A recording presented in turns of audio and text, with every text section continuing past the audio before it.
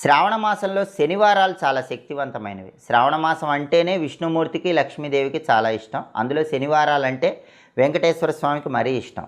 శ్రావణ శనివారం వెంకటేశ్వర పిండి దీపాన్ని ఇంట్లో వెలిగించుకుంటే వివాహ సమస్యలు, ఉద్యోగ సమస్యలు, ధన సమస్యలు తొలగిపోతాయి.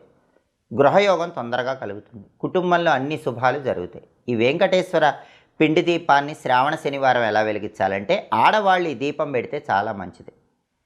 చక్కగా తలస్నానం చేసి ఇంట్లో గోడ మీద పసుపు రాయాలి.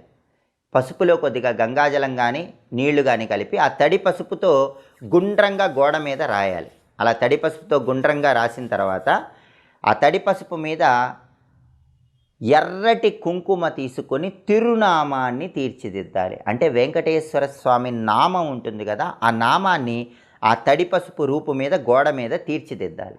అలా తీర్చిదిద్దిన తర్వాత ఆ గోడకి కింద ఒక